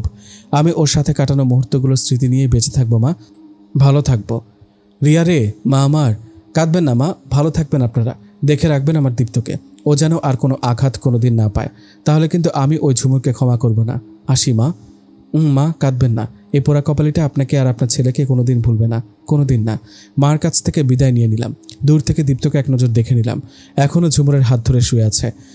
এই হাত কোনোদিন ছেড়ো না দীপ্ত, কোনোদিন ছেড়ো না। পা বাড়ালাম খোলা রাস্তায়, হেঁটে যাচ্ছি হেঁটে যাচ্ছি। কোথায় যাব আমি এখন? কার কাছে যাব? কে আছে আমার? না বাবা, না মা, না ভাই, না বোন, আর না স্বামী। স্বামীটা তো এখন অন্য কারোই হয়ে গেল। দুঃখ ছাড়া কেউ রইল না এই জীবনে। বিধাতা, এই পোড়া কপালের কপালে কি এইটুকুনো সুখ লিখনি তুমি? এতটাই অপয়া আমি। মোবাইলটা নিয়ে এসেছি আমি, দীপ্ত কিনে দিয়েছিল আমায় নিজে দামাদামি করে। এটাও আনতাম না যদি না এটাতে দীপ্ত আর আমার শত শত ছবি না থাকতো। দীপ্তটা সেলফি পাগল একদম। কতই না ছবি তুলেছি আমরা একসাথে। আমি রান্না করছি, ওখানে সেলফি। মশারি টানাই, সেখানেও সেলফি। শপিং করি, সেখানেই সেলফি। হায়রে সেলফি, কত স্মৃতি। আর কোনোদিন ছবি তোলা হবে না দীপ্ত, আর তুলবে না তুমি কোনো ছবি আমার সাথে। এখন তোমার মোবাইল জুড়ে, জীবন জুড়ে, অস্তিত্ব জুড়ে থাকবে শুধু ঝুমুর আর ঝুমুর। দীপ্তকে ডাক্তার সন্ধ্যায় রিলিজ দিয়ে দেয়। দীপ্তর মা দীপ্তকে বাসায় নিয়ে যায়। দীপ্ত বাসায় ঢুকতে দেখে রুমগুলো আর আগের মতো নেই। আগে যেমন ছিল সব এখন অন্যরকম করে সাজানো। দীপ্ত সব থেকে অবাক হলো ওর নিজের রুমে গিয়ে। কি সুন্দর করে সাজানো রুমটা। এখন কি একটু একটু ভালো লাগছে তোর? হ্যাঁ মা, তুই শুয়ে থাক তাহলে এখন। আচ্ছা মা। দীপ্ত ওর মোবাইল খোঁজে, কিন্তু কোথাও পায় না। মা, আমার মোবাইলটা কই? তোর মোবাইল তো ওই তুই অসুস্থ হবার পরই একদিন আছাড় দিয়ে ভেঙে ফেলেছিস। পরে আরেকটা মোবাইল আমি তোকে কিনে দিয়েছিলাম, কিন্তু ওটা তো তুই শপিং করতে যাবার সময় নিয়ে গিয়েছিলি। হয়তো অ্যাক্সিডেন্টের সময় ওটা হারিয়ে গেছে। সকালে একটা মোবাইল কিনে দিব না তোকে, এখন একটু রেস্ট নে। আচ্ছা যাও তাহলে তুমি। পরের দিন সকালে ঝুমুর আর ঝুমুরের বাবা দীপ্তকে দেখতে আসে। এখন কেমন আছো দীপ্ত?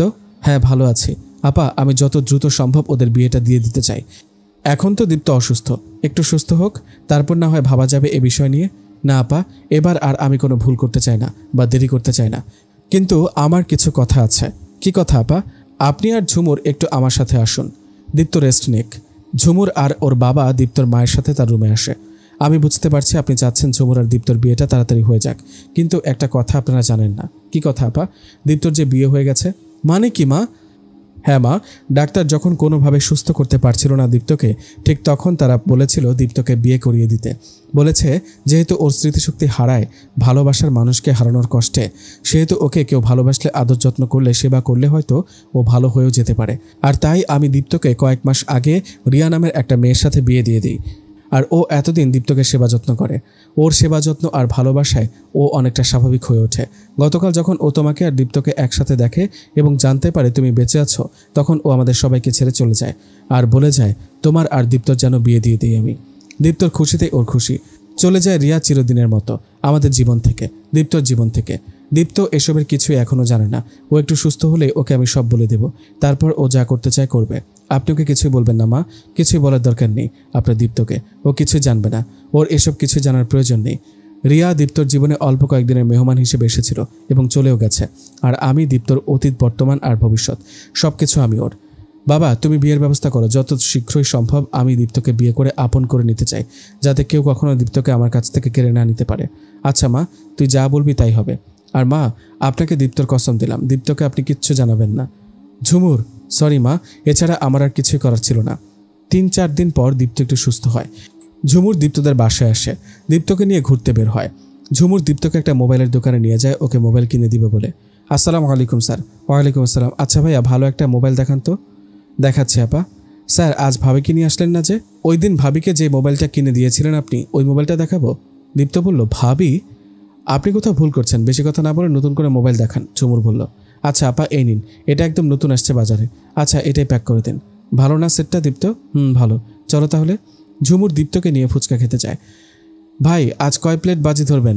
ওই দিন তো আপাই জিতে যাচ্ছিল, কিন্তু আপনার জন্য নিজেই ইচ্ছে করে হেরে গেল। পরে যখন আপারে বললাম, আপনি নিজে ইচ্ছায় হারলেন, তাই না আপা? আপনি আরও ফুচকা খেতে পারতেন, তাই না? আপা তখন কি বলেছিল জানেন? এটা আমার হার নয়, ওর জিতই তো আমার জিত। আপনি বড়ই ভাগ্যবান ভাই, এই যুগে এমন মানুষ পাওয়া যায় না যেখানে সবাই নিজের স্বার্থটাই বুঝে। আজ আপা আসে নাই বুঝি? কোন আপা? চলো তো দীপ্ত এখান থেকে, এই ফুচকাওয়ালার মাথায় সমস্যা আছে। চলো ঝুমুর, বাসায় ফিরে যাই, আমার কিছুই ভালো লাগছে না। আচ্ছা চলো তাহলে, বাজার থেকে ইলিশ মাছ নিয়ে যাই। আজ আমি তোমাকে নিজ হাতে সর্ষে ইলিশ রান্না করে খাওয়াবো। সর্ষে ইলিশ না তোমার ফেভারিট? চলো। দীপ্ত আর ঝুমুর মাছের বাজারে ঢোকে। ঝুমুর ইলিশ মাছ দেখছে। সে সময় এক মাছওয়ালা ডেকে বলে, ভাই, আজ আমার কাছ থেকে নেবেন না মাছ? আমি আজকে ঠকাবো না। ওই দিন ভাবি যেইভাবে আমার উচিত শিক্ষা দিছে, আমি আর কাউরে এখন থেকে ঠকাই না। ভাবি আমার চোখ খুলে দিছে। ঝুমুর বলল, এই, আমরা আপনার পেঁচাল শুনতে চাইছি, এত বকবক করেন কিসের জন্য? ভাই তাড়াতাড়ি দেন তো মাছ, কোত্থেকে যে এসব পাগল ছাগলরা মাছ বিক্রি করতে আসে। কিন্তু ঝুমুর, সবাই কি পাগল?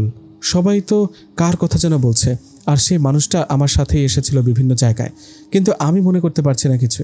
ধুর, তুমি বাদ দিবে এগুলো, তোমার কিছু মনে করতে হবে না। ওদের এসব বিক্রয় করার নতুন বুদ্ধি, কথা বলে ইমপ্রেস করে বিক্রয় করে। বাদ দাও তুমি এগুলো, চলো বাসায় চলো। রাতে ঝুমুর ওর বাবাকে বলে, আগামীকালই আমি দীপ্তকে বিয়ে করতে চাই। কোনো অনুষ্ঠান করা লাগবে না, বিয়ে আমাদের বাসায় হবে। তুমি শুধু দীপ্তকে আর মাকে আমাদের বাসায় ফোন দিয়ে সকালেই চলে আসতে বলো। রাতে ঝুমুরের বাবা দীপ্তর মাকে ফোন দিয়ে বলে, ঝুমুর সকালে আমাদের বাসায় আসতে বলেছে, আপনারা দুজন চলে আসবেন। দীপ্ত আর দীপ্তর মা দুজন সকালে নাস্তা করে ঝুমুরদের বাসায় চলে যায়। মা, আমি এখনই দীপ্তকে নিয়ে বিয়ের কাপড় চোপড় কিনতে যাচ্ছি, বিকেলে আমাদের বিয়ে হবে। হঠাৎ বিয়ে এভাবে? আমাদের একটা প্রস্তুতি আছে না, আপনি চিন্তা করবেন না তো মা, আপনার কিচ্ছু করতে হবে না, সব হয়ে যাবে। আপনি বাবার সাথে বসে গল্প করুন, আমি আর দীপ্ত শপিং করে ফিরছি। কিন্তু বিয়ের শাড়ি, গহনা এইসব তো আমরা দেব। আরে বাবা, আজ আমি কিনি, কাল তুমি কিনে দিও। আর আমার যা কিছু সবই তো তোমার, আর তোমার যা কিছু সবই তো আমার। তাহলে আমি কিনলেও যে কথা, তুমি কিনলেও সে কথা, বুঝেছ? বাবা, তুমি কাজী সাহেবকে বলেছ? না রে মা, আমি এখনই জানিয়ে দিচ্ছি।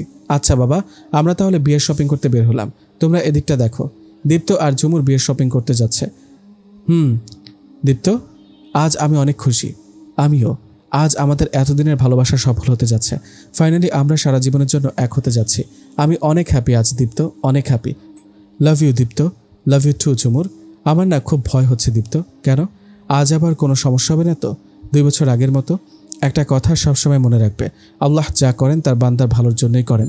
চিন্তা করো না, তিনি যা করবেন আমাদের ভালোর জন্যই করবেন। এই যে খালা, আপনার ওষুধটা কে খাবে শুনি? ভুলে গেছি মা, আজকাল মনে থাকে না ওষুধপাতির কথা। কোনো সমস্যা নেই, আমি আছি না মনে করিয়ে দেওয়ার জন্য, প্রতিদিন মনে করিয়ে দেব। আল্লাহ তোকে সুখী করুক মা। আর সুখ, পোড়া কপালের সুখ লেখা থাকে না খালা। এই যে চাচা, সকালে নাস্তা করেননি কেন? কি হলো, মন খারাপ? ছেলেটার কথা খুব মনে পড়ছে না মা। যে ছেলে আপনাকে তার সাথে রাখতে পারেনি, যে ছেলে আপনার কথা মনে রাখেনি, তাকে মনে করে কী লাভ? নিজের শরীরকে কষ্ট দিয়ে কী লাভ? নিন, হা করুন। মারে, তোর মতো এত লক্ষ্মী একটা মেয়ের কপালে এত দুঃখ কেন লিখছে আল্লাহ? চাচা, পোড়া কপালে যে আমি, পোড়া কপালের কপালে দুঃখ ছাড়া আর কি বা লেখা থাকবে? কিন্তু এখন আমি ভালো আছি, এই যে আপনাদের সবার সাথে আছি, নিজেকে আর অনাথ মনে হয় না। আল্লাহ একদিন তোকে অনেক সুখী করবে, দেখিস, অনেক সুখী করবেন। রিয়া এখন একটা বৃদ্ধাশ্রমের সেবিকা। যেদিন হসপিটাল থেকে দিশেহারা হয়ে কাঁদতে কাঁদতে খোলা রাস্তায় বেরিয়ে পড়েছিল রিয়া, সেদিন এই বৃদ্ধাশ্রমের এক সেবিকার সাথে রিয়ার দেখা হয়। রিয়াকে কাঁদতে দেখে তিনি এগিয়ে আসেন রিয়ার কাছে। কি হয়েছে তোমার, কাঁদছো কেন? কি আর হবে দিদি, পোড়া কপালে যা লেখা আছে তাই তো হয়েছে। খুলে বল বোন, কি হয়েছে? তারপর রিয়া ওই সেবিকাকে সব কথা খুলে বলে ওর জীবনের কাহিনী। ছোটবেলা থেকে এখন অবধি ওর সাথে যা যা ঘটেছে সবই তো শুনলাম। এখন কি করতে চাও? জানি না কি করব। দুই চোখ যেখানে যায় সেখানে যাবার উদ্দেশ্যে বের হয়েছে, কিন্তু হাঁটছি, রাস্তা ফুরোচ্ছে না দিদি। আমার সাথে যাবে? কোথায় যাব? আমি একটা বৃদ্ধাশ্রমের সেবিকা, সেখানে বৃদ্ধাদের দেখাশোনা করি, ওখানেই থাকি, ওখানেই খাই। চলে যাচ্ছে জীবন, তুমি চাইলে তুমিও তাদের সেবার কাজে নিয়োজিত হতে পারো, থাকতে পারো সবার সাথে, দেখবে ভালো লাগবে, আর মাথা গোজার একটা জায়গাও হবে। যাবে? দিদি যাব। সেদিন থেকে এই বৃদ্ধাশ্রমই হয় রিয়ার ঠিকানা। রিয়া এখানকার মানুষগুলোকে নিয়ে জীবন কাটিয়ে দিচ্ছে, সবার ভালোবাসায় শুরু করেছে নতুন জীবন। 1 বছর হয়ে গেছে রিয়া এখানে আছে, কিন্তু একটা মুহূর্তের জন্য দীপ্তকে ভুলতে পারেনি। কিরে, এখানে একা একা বসে আছিস যে? ভালো লাগছে না দিদি? কি হয়েছে বল আমায়। আজ দীপ্তর কথা খুব মনে পড়ছে। কেন পারিস না অতীত ভুলে যেতে? কিভাবে ভুলবো দিদি, যাকে 3 কবুল পড়ে সারা জীবনের সঙ্গী করেছি, তাকে কি করে ভুলবো? ও কি তোকে মনে রেখেছে যে তুই রাখবি? ও তো আমার কথা ভুলেই গেছে দিদি। যেদিন ও ওর ভালোবাসাকে খুঁজে পেয়েছে সেদিনই। নিশ্চয়ই ওরা খুব ভালো আছে এখন। বিয়ে হয়ে গেছে বোধহয় কি হয়েই গেছে বিয়ে, হয়তো সন্তানের বাবাও হয়ে গেছে দীপ্ত। আচ্ছা দিদি, দীপ্তর কি আমার কথা একবারও মনে পড়েনি? এতগুলো দিন আমরা একসাথে ছিলাম, কত স্মৃতি, কিছুই কি ওর মনে পড়েনি কখনো? আমাকে এত সহজে ভুলে গেল? আমাকে ভুলে গিয়ে বিয়ে করে সংসার করছে ওর ভালোবাসার মানুষটার সাথে। খুব ভালো আছে ও, তাই না দিদি? ভালোই থাকুক, এটাই তো চেয়েছি আমি। ভালো থাকুক, খুব ভালো থাকুক। কাঁদিস না বোন, আর কত কাঁদবি? কাঁদতে কাঁদতেই তো বছর কাটালি, আর কত, হয়তো সারা জীবন। তোমরা এখানে, আর আমি তোমাদের কত জায়গায় খুঁজছি। কি হয়েছে খালা? আমার ছোট ছেলে এসেছে মা, আমার ছোট ছেলে এসেছে আমাকে নিতে। সত্যি বলছেন খালা? সত্যি। বড় ছেলে আর বড় বউ আমাকে এখানে দিয়ে গেছে। ছোট ছেলেটা বেকার ছিল বলে কিছু বলতে পারেনি। এখন নাকি আমার ছোট ছেলে চাকরি পেয়েছে, নিজের টাকায় ছোট একটা ঘর দিয়েছে, সেই ঘরে আমাকে নিয়ে যেতে এসেছে। আমরা মা ছেলে এখন একসাথে থাকবো, আলহামদুলিল্লাহ। চলো আমার ছেলের সাথে তোমাদের পরিচয় করিয়ে দিই। আপনাকে খুব মনে পড়বে আমাদের খালা, আমিও তোমাদের ভুলতে পারবো না। তোমরা আমার যে সেবা যত্ন করেছো, ভালোবাসা দিয়েছো, কোনো দিন ভুলতে পারবো না। আমি আমার ছেলের সাথে এসে মাঝে মাঝে তোমাদেরকে দেখে যাব। আচ্ছা খালা, চলো, আমার ছেলে আমার জন্য অপেক্ষা করছে, চলুন। এই যে এটা আমার ছেলে তানভীর, আর এটা হচ্ছে লিপি, আর এই হচ্ছে রিয়া। আসসালামু আলাইকুম, ভালো আছেন আপনারা? জি ভালো, আপনি? জি আলহামদুলিল্লাহ। জানিস বাবা, এই রিয়ানা আমার অনেক খেয়াল রেখেছে, অনেক যত্ন করেছে আমার, সব সময় মতো খাবার খাইয়েছে, ওষুধ খাইয়েছে। অনেক লক্ষ্মী এই রিয়া। হয়েছে খালা, এত সুনাম করতে হবে না।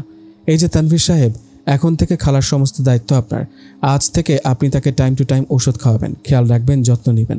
জি তা তো অবশ্যই। অসংখ্য ধন্যবাদ আপনাকে আমার মাকে দেখে রাখার জন্য। ধন্যবাদ দিতে হবে না, এটা তো আমাদের দায়িত্ব। তবুও আজকাল কজনই বা তাদের দায়িত্ব ঠিকমতো পালন করে? আচ্ছা আসি, ভালো থাকবেন। আসবেন আমাদের বাসায়। জি, আপনিও খালাকে দেখে রাখবেন। খালার যখন সবার কথা মনে পড়ে খালাকে নিয়ে এসে ঘুরে যাবেন। আচ্ছা আসবো। যাই রে মা, ভালো থাকবেন। তোমরাও ভালো থেকো। তানভীরের মাকে নিয়ে বাসায় পৌঁছে যায়। তানভীরের মা ছেলের নতুন ঘরে ওঠে, চোখে আনন্দের অশ্রু। পরের দিন সকালে, আচ্ছা মা, রিয়া মেয়েটার কি পরিবারের কেউ নেই? এত সুন্দর একটা মেয়ে বৃদ্ধাশ্রমে জীবন কাটাচ্ছে, বলতে গেলে সবই আছে, আবার কিছুই নেই রে বাবা। বুঝলাম না, খুলে বলো তো মা। ওর জীবনটা অনেক দুঃখের, জানিস বাবা, এত ভালো মেয়েটার জীবনে এত দুঃখ কল্পনাও করা যায় না। তানভীরের মা তানভীরকে রিয়ার জীবন কাহিনী সব খুলে বলে। তানভীর আর তানভীরের মায়ের চোখ ভিজে আসে। তাহলে মা, ওকে আমরা কষ্টের জীবন থেকে উদ্ধার করে নিয়ে আসি, কি বলো? কিভাবে আবার তোমার পুত্রবধূ করে? সত্যি বলছিস? আমিও এই কথাটা মনে মনে ভেবেছি, কিন্তু তোকে বলার সাহস পাইনি। কি না কি ভাবিস তুই এই ভেবে। না মা, তুমি যখন রিয়ার সাথে আমাকে পরিচয় করিয়ে দাও তখনই ওকে আমার ভালো লাগে। আর যখন তোমার মুখে শুনলাম তোমাকে খুব যত্ন করেছো, তখন মনে মনে ভাবলাম আমাদের পরিবারের এমনই একটা মেয়ের দরকার যে আমাদের পরিবারটাকে আগলে রাখবে। সত্যি রে বাবা, ও আমাদের পরিবারে আসলে আমাদের পরিবারটা পূর্ণ হয়ে যাবে। তাহলে বিকেলে চলো বৃদ্ধাশ্রমে, গিয়ে ওকে বলো তুমি, দেখো ও কি বলে। বিকেলে তানভীর আর তানভীরের মা রিয়ার সাথে দেখা করতে বৃদ্ধাশ্রমে যায়। কেমন আছো মা? ভালো আছি খালা, আপনি কেমন আছেন? আজই আমাদের কথা মনে পড়ে গেছে না? হ্যাঁ মা, সবার থেকে তোমার কথা বেশি মনে পড়েছিল, তাই বুঝি। তাই ভাবছি আমার সাথে তোমাকে নিয়ে যাব একেবারে। মানে কি খালা, বুঝলাম না। আমি চাই তুমি আমার ছেলে তানভীরকে বিয়ে করো মা, আর আমাদের পরিবারটা পূর্ণ করো। এ কী করছেন খালা? এ হয় না, কিছুতেই হয় না। তাছাড়া আমি এখনও দীপ্তর স্ত্রী, আর আমি সারা জীবন ওর স্ত্রী হয়ে বেঁচে থাকতে চাই। প্লিজ আমাকে মাফ করবেন। সেদিনের মতো তানভীর আর তানভীরের মা বাসায় ফিরে আসে। কিছুদিন পর তানভীর আবার বৃদ্ধাশ্রমে যায়। আজ আমি আপনাকে বিয়ের জন্য জোর করতে আসিনি, এসেছি একটু মার্কেটে নিয়ে যেতে। আমার মায়ের জন্য কয়েকটা কাপড় কিনবো। আমি কাপড় টাপড় চিনি না, তাছাড়া মুরব্বী মানুষ কোনো কাপড়ে ইজি ফিল করবে তাও তো একটা ব্যাপার আছে। তাই যদি আমার সাথে একটু যেতেন। আচ্ছা চলুন। রিয়া আর তানভীর শপিং করছে, মায়ের জন্য কাপড় দেখছে। আর ওই সময় হঠাৎ রিয়ার বুকের ভেতর কাঁপতে শুরু করে। চোখ আটকে যায় কারো চোখের পানে চেয়ে, চোখ ভিজে আসে। অপরদিকের মানুষটা রিয়ার দিকে এগিয়ে আসছে, রিয়ার চোখ থেকে পানি ঝরছে। অপরদিকের মানুষটা আর কেউ নয়, এটা যে দীপ্ত। তবে কি দীপ্ত রিয়াকে চিনতে পেরেছে? হঠাৎই রিয়া ওর চোখের পানি মুছতে থাকে। যখন রিয়ার চোখ যায় খয়েরি রঙের শাড়ি পরে দীপ্তর পেছনে দাঁড়িয়ে থাকা ঝুমুরের উপর, রিয়ার সঙ্গে সঙ্গে তানভীরের হাত ধরে বলে ওঠে, এই শাড়িটা পরে মা আরাম পাবে, এটা নাও। আর দীপ্ত এসে বলে ওঠে, আরে তানভীর তুমি এখানে? এই তো ভাই, মায়ের জন্য শাড়ি কিনতে এসেছিলাম। আপনিও বুঝি শপিং করতে এসেছেন? হ্যাঁ, শার্ট কিনতে এসেছি, আবার শাড়িও কিনবে। তো উনি কে? উনি হচ্ছেন, থাক থাক বুঝতে পেরেছি, আর বলতে হবে না। আচ্ছা শপিং করো তাহলে, ও ওখানে দাঁড়িয়ে আছে, আমি যাই। তানভীর আর দীপ্ত একই অফিসে জব করে। ঝুমুর দীপ্তর দিকে অপলক চেয়ে থাকে আর মনে মনে বলতে থাকে, আমার দীপ্ত আমাকে চিনল না, অথচ আমি ভেবেছি ও আমাকে চিনেই আমার দিকে এগিয়ে এসেছিল। থাক, ঝুমুরকে নিয়ে ভালো থাকুক, ও সুখে থাকুক। রিয়া আর তানভীরের শপিং শেষ, ওরা যার যার মতো ওদের গন্তব্যে চলে যায়। রিয়া কিছুতেই দীপ্তর মুখটা ভুলতে পারছে না। তানভীরের মা পরের দিন আবার আসে রিয়ার কাছে, অনেক অনুরোধ করে কান্না করে বুঝায়। লিপি দিদি আর আশ্রমের সবাই ওকে বুঝায়। তাই রিয়া শেষমেশ রাজি হয় তানভীরকে বিয়ে করতে। বিয়ের ডেট ফিক্সড হয়। তানভীর দীপ্তকে বিয়ের দাওয়াত দেয়, সাথে অফিসের সবাইকে। ভাই, আমার বিয়ের দাওয়াত রইল, বাসার সবাইকে নিয়ে আসবেন অবশ্যই। লাভ ম্যারেজ করছো না? কতদিনের রিলেশন তোমাদের? লাভ আবার অ্যারেঞ্জ দুটোই। যেমন এই যে ভাই, কথায় আছে না, প্রথম দেখায় ভালোবাসা, ওইরকম আর কি। আমি প্রথম দেখায় ওকে ভালোবেসে ফেলেছি, আর ও এখন পারিবারিকভাবে বিয়ের জন্য রাজি হয়েছে। তাহলে দুটোই হলো না?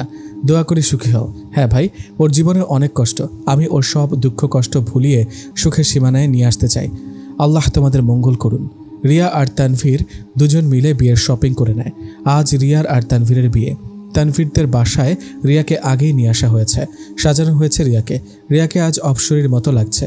রিয়াকে যখন বিয়ের সাজে সাজানো হয় তখন রিয়া বারবার ওর আর দীপ্তর বিয়ের কথা মনে করছিল। ওই স্মৃতি রিয়ার মনে বারবার দোলা দিচ্ছিল। আমি কেন পারছি না দীপ্ত তোমাকে ভুলতে? কেন পারছি না? তানভীর তো দেখতে ভালো, আমাকে খুব ভালোবাসে, তাহলে কেন পারছি না আমি তানভীরের দিকে মন আনতে? কেন আমার মন থেকে সরে যাচ্ছ না তুমি? প্লিজ আমায় মুক্তি দাও, এবার তো মুক্তি দাও, প্লিজ প্লিজ প্লিজ। রিয়া একা একা এসব বলে কাঁদতে থাকে। একটু পরে রিয়ার আর তানভীরের বিয়ে। দীপ্ত এসে গেছে, সাথে ওর মাও এসেছে। দীপ্তদের অফিসের অনেকে এসেছে। তাদের মধ্যে কারিমা নামের মেয়েটা চোখের জল লুকাচ্ছে বারবার, নাক মুখ ফুলে আছে মেয়েটার। কি হয়েছে কে জানে? এই কারিমা, কি হয়েছে তোমার? বাসায় কোনো সমস্যা হয়েছে? চোখ মুখ ফুলা কেন? কেঁদেছো কেন? Anything wrong? রাইটই বা ছিল কবে তানভীর ভাই? কি হয়েছে খুলে বলো তো। এখন আর বলেই বা কী হবে? আজব, না বললে জানবো কি করে? আমি জানি না তানভীর ভাই, কবে কখন কিভাবে আমি আপনাকে ভালোবেসে ফেলেছি। আপনাকে নিয়ে স্বপ্ন দেখতে শুরু করেছি, কিন্তু এভাবে আমার স্বপ্নগুলো যে ভেঙে যাবে তা আমি কোনো দিনও ভাবতে পারিনি। তুমি তো কখনো বলনি আমায়, ভেবেছি বলবো, কিন্তু তার আগেই আপনার বিয়ের দাওয়াত পেলাম। প্লিজ মন খারাপ করো না, কপালের লিখন কেউ বদলাতে পারে না। হয়তো তাই। সুখী হন, দোয়া থাকলো। যাও ভেতরে বসো। দীপ্তর মাকে নিয়ে এসেছে, ওর এক বন্ধুর বিয়ে বলে। দীপ্তর মায়ের সাথে তানভীরকে পরিচয় করিয়ে দেয়। তানভীর দীপ্তর মাকে রিয়ার কাছে নিয়ে যায় পরিচয় করিয়ে দিতে। রিয়া পেছন ফিরে দাঁড়িয়ে আছে। রিয়া, এই দেখো, উনি আমার বন্ধু দীপ্তর মা, আর আন্টিও হচ্ছে রিয়া। আসসালামু আলাইকুম। আচ্ছা তোমরা কথা বলো, আমি ওই দিকটা দেখছি। দীপ্তর মা ধীর পায়ে রিয়ার দিকে এগিয়ে আসে। রিয়ার 2 চোখ ভরা জল। কেমন আছিস রে মা? ভালো আছি মা। এত তাড়াতাড়ি ভুলে গেলি রে মা? কত খুঁজেছি আমরা তোকে। আমার দীপ্তটা পাগলের মতো খুঁজেছে। একটা বারও কি আসতে পারিসনি আমাদের দেখতে? এতটা পাষাণ কি করে হলি রে তুই? মা, দীপ্ত ও আমার কথা জানে? হ্যাঁ মা জানে। তোকে কত খুঁজেছে ও। কেন খুঁজেছে মা? এখন তো আর ওর জীবনে আমাকে প্রয়োজন নেই। ওর জীবনে তো এখন ওর ভালোবাসা ঝুমুরই আছে। কেউ নেই রে মা, কেউ নেই। আমার ছেলেটা খুব একা, খুব একা। আমি ছাড়া কেউ নেই এখন আর ওর জীবনে। ঝুমুর কেউ বিয়ে করেনি? না রে মা। ঝুমুর একদিন বিয়ের সব আয়োজন করে আমাদের ওদের বাসায় নিয়ে যায়। তারপর বিয়ের কেনাকাটা করে দীপ্ত আর ঝুমুর দুজনেই। যখনই বিয়ের জন্য দুজন বসে আর কাজী বিয়ে পড়ানো শুরু করে তখন কেন যেন দীপ্ত হঠাৎ উঠে দাঁড়িয়ে যায়। কি হয়েছে, উঠলি কেন? বস। মা, কি রে বাবা, বস। মা, আমি কেন আবার বিয়ে করছি? আমি তো এই বিয়ে করতে পারবো না। কি বলছো তুমি দীপ্ত? ঠিকই তো বলছি। এসব কি বলছিস বাবা তুই? হ্যাঁ মা, আমার তো বিয়ে হয়েছে। আমার চোখের সামনে সব ভাসছে মা। আমি তো অন্য কাউকে কবুল বলেছি। আমি বর্ষে যে কাউকে বিয়ে করে আনতে গিয়েছিলাম। আমার বিয়ে হয়েছে, সব কিছু মনে পড়েছে আমার। সব কিছু মা। আমি বিবাহিত, আমার স্ত্রী আছে। আমি কেন তাহলে আমার স্ত্রী থাকতেও আরেকজনকে বিয়ে করব? এ হয় না। আমার পক্ষে এ বিয়ে করা সম্ভব না। আমাকে ক্ষমা করে দিও ঝুমুর। তুমি অন্য কাউকে তোমার জীবনসঙ্গী করে নিও। আমাকে ক্ষমা করবেন আঙ্কেল, ক্ষমা করে দিবেন সবাই আমাকে। আসি। এই বলে দীপ্ত আমাকে নিয়ে ঝুমুরদের বাসা থেকে চলে আসে। বাসায় এসে তোকে খুঁজে। ওর নাকি তোর সাথে কাটানো সব মুহূর্তের কথা মনে পড়ে গেছে, কিন্তু তোকে খুঁজে পায় না। আমাকে তোর কথা জিজ্ঞেস করে। আমি সেদিনের সব কথা ওকে খুলে বলি, আর বলি তুই কোথায় আমি জানি না। এরপর ও তোর মামার বাসায় যায়, সব জায়গায় তন্ন তন্ন করে খুঁজে কিন্তু পায় না। ও আজও তোরই আশায় আছে মা, আজও তোর আশায় আছে। আমি নিজেও জানি না আজ তোর বিয়েতে ও আমায় নিয়ে এসেছে। ও বলেছে ওর এক বন্ধুর বিয়ে। রিয়া চিৎকার করে কাঁদছে দীপ্তর মাকে জড়িয়ে ধরে। কি করবে কিছুই বুঝতে পারছে না। হঠাৎই তানভীরের মা রুমে ঢুকে। রিয়া, জি চলো, কাজী সাহেব ডাকছেন। আপা চলুন, ওদের বিয়ে পড়াবে এখন। রিয়াকে তানভীরের মা এবং দীপ্তর মা দুজন মিলে ধরে নিয়ে আসেন। তানভীরও জামাই বেশে বসে আছে। এদিকে কারিমা চোখ মুছে যাচ্ছে বারবার সবার আড়ালে। রিয়া দীপ্তর দিকে তাকাতে দেখে দীপ্তর নয়ন ভরা জল হঠাৎই বৃষ্টির মতো চোখ থেকে ঝরে পড়ছে। বসো রিয়া, তানভীর বলল। রিয়া বসে আর মনে মনে ভাবে, ভাগ্যের লিখন না যায় খণ্ডন। আল্লাহ যা করেন বান্দার ভালোর জন্যই করেন, আর এখন তিনি যা করবেন সবার ভালোর জন্যই করবেন। কাজী সাহেব রিয়ার আর তানভীরের বিয়ে পড়ানো শুরু করলো। রিয়ার চোখ দীপ্তর চোখের দিকে। দীপ্ত নয়ন ভরা জলের ঠোঁটে হাসি নিয়ে হাতের ইশারায় বলে, তোমায় দারুণ লাগছে। রিয়া হেঁচকি তুলে কাঁদতে থাকে। দীপ্ত মাথা নাড়িয়ে ইশারায় কাঁদতে নিষেধ করে। রিয়া এবার বসা থেকে উঠে দাঁড়িয়ে যায়। কি হলো রিয়া, বসো। আমি এ বিয়ে করতে পারবো না তানভীর। কেন করতে পারবে না? আমার পক্ষে বিয়ে করা সম্ভব না। কেন সম্ভব না? কারণ আমার এখনো ডিভোর্স হয়নি, আর আমার প্রথম স্বামী বর্তমান থাকা অবস্থায় বিয়ে করা যায় না। তুমি বসো, বিয়ের পর আমরা ডিভোর্স লেটার পাঠিয়ে দেব। এ হয় না, আর হবেও না। আর আমি ওকে ডিভোর্স দিতে পারবো না। কেন পারবে না? কারণ আমি আজও ওকে ভালোবাসি, আর আমি ওকে ভালোবেসে সারা জীবন কাটিয়ে দিতে চাই। যে কিনা তোমার কোনো খবরই রাখেনি, বিয়ে করে সুখে আছে, তার জন্য তুমি কেন নিজের জীবনটা নষ্ট করতে চাও? কি হবে এমন বেঈমানকে ভালোবেসে জীবনটা নষ্ট করে? চুপ, একদম চুপ। আমি ওর সম্পর্কে আর একটা বাজে কথাও শুনতে চাই না। তবে আমার চেয়ে খারাপ আর কেউ হবে না। সবাই যেন চুপচাপ দাঁড়িয়ে শুটিং দেখছে, আর ওরা যেন সিনেমা বা নাটকের অভিনয় করে যাচ্ছে। বাহ, আজ প্রাক্তন স্বামীর জন্য দরদ উতলে পড়ছে। আসলে তোমার মতো বাজে মেয়েদের কি বা বলার থাকে? আর কিছু বলার নেই আমার। তানভীর আর একটা কথাও না, নইলে খুব খারাপ হয়ে যাবে বলে দিচ্ছি। মানে কি দীপ্ত ভাই, আপনি কেন এমন রিয়েক্ট করছেন? তুমি আমার স্ত্রীকে যা তা বলে যাবে আর আমি চুপচাপ দাঁড়িয়ে দাঁড়িয়ে দেখব? কি বলছেন ভাই, আপনার স্ত্রী? আরে আপনার স্ত্রী হলে তো 1 বছর ওর খবরই নিতেন, আর বসে বসে বিয়ের তামাশা দেখতেন না, প্রথমেই বাধা দিতেন। কি বলতে চাও তুমি? কি আর বলতে চাইবো ভাই, আমি চাচ্ছিলাম আপনি বিয়েটা বন্ধ করুন, বাধা দিন। কিন্তু না, আপনি তো দাঁড়িয়ে দাঁড়িয়ে আপনার বউয়ের বিয়ে হয়ে যাওয়া দেখছেন, আর শেষমেশ রিয়াই দাঁড়িয়ে গেল। তুমি সব জানো? কিছুই জানতাম না ভাই। আপনার মাকে যখন রিয়ার কাছে দিয়ে চলে আসছিলাম তখন মনে হলো রিয়ার কাজল নষ্ট হয়ে গেছে, তাই মুছে দিয়ে আসি। যেই আমি আবার রুমের কাছাকাছি গেলাম, দেখি আপনার মা আর রিয়া কাঁদছে, আর আপনাদের জীবন কাহিনী আলোচনা করছে। সবটুকু শুনলাম বাইরে দাঁড়িয়ে, আর ভাবলাম হয়তো আপনি এই বিয়েটা হতে দিবেন না, কিংবা রিয়াই করবে না বিয়ে। আর যদি দুজনই চুপ থাকে তবে সিদ্ধান্ত নিলাম আপনার আর রিয়ার মিলটা আমিই করিয়ে দিব। এখনও এতটা বেইমান হয়ে ওঠেনি ভাই যে দুজন ভালোবাসার মানুষকে আলাদা করে দিব। তানভীর, থাক ভাই, আর কিচ্ছু বলতে হবে না। আসলে আমিও চাচ্ছিলাম রিয়া নিজেই বিয়ের জন্য না করে দিক। মনে মনে ভাবছিলাম, যদি আমার জন্য ওর মনে একটুও মায়া ভালোবাসা থাকে, আর আমার ভালোবাসা যদি সত্যি হয়, তাহলে রিয়া ঠিক এই বিয়ের জন্য না করে দিবে। তাই আমি চুপ ছিলাম আর দেখছিলাম রিয়া কি করে। আমার বিশ্বাস ছিল রিয়া এ বিয়ে কিছুতেই করবে না। রিয়া কেঁদে যাচ্ছে তানভীর আর দীপ্তর মা। তানভীর, আমাকে ক্ষমা করে দিবেন আপনি। আরে পাগলি, তোমার কোনো দোষ নেই। আমি সরি তোমাকে বাজে মেয়ে বলার জন্য। আসলে আমি চেয়েছিলাম দীপ্ত ভাই রিয়াক্ট করুক। দীপ্ত ভাই তোমাকে খুব ভালোবাসে, তার চোখের জলই তা প্রমাণ করে দিচ্ছে। দীপ্ত ভাইয়ের সাথেই তুমি সুখী হবে, আমার সাথে না। দুজন এক হয়ে আমাকে এবার মুক্তি দাও। তানভীর, তোমার এই ত্যাগ আমি কোনোদিনও ভুলতে পারবো না। আরে না ভাই, কিসের ত্যাগ? বিয়ে তো আমি করবই। জামাই যখন সেজেছি। মিস কারিমা, আপনি কি আমার মিসেস হবেন? হব, কাঁদতে কাঁদতে বলল। বউ যখন সেজেছি, বিয়ে তো আমিও করবই। এই যে মিস্টার দীপ্ত, আপনি কি আরেকবারের মতো মিসেস দীপ্তকে কবুল করে নেবেন? দীপ্ত রিয়াকে সবার সামনে জড়িয়ে ধরে। দুজনেই কাঁদতে থাকে। এদিকে তানভীর আর কারিমার বিয়ে হতে থাকে। রিয়া দীপ্তকে হাত ধরে তানভীরের মায়ের রুমে নিয়ে যায়। কেমন করে খুঁজছেন যে নিজের বউকে খুঁজে পাননি? মন থেকে খুঁজলে ঠিকই পেতেন, মন থেকে খুঁজেননি তো তাই পাননি। কোনো জায়গা বাদ রাখিনি যেখানে তোমাকে খুঁজিনি। আমি কি করে জানবো আপনি বৃদ্ধাশ্রমে আছেন? বৃদ্ধকালে হারালেও না হয় খুঁজে পেতাম। কিভাবে ভাববো এই ইয়ং বয়সে আমার বউ বৃদ্ধাশ্রমে ঠাঁই নিয়েছে? হয়েছে, থাক, এত কিছু বলতে হবে না। আগে এটা বলুন, ঝুমুর কেমন আছে? আর ওর কি হলো? ও তো আপনাকে খুব ভালোবাসতো। আর ওই দিন যে আপনাকে আর ঝুমুরকে একসাথে দেখলাম, আচ্ছা ওই দিন কি আপনি আমাকে দেখে আমার কাছে আসছিলেন? এতগুলো প্রশ্ন একসাথে করলে কোনটা রেখে কোনটার উত্তর দিব?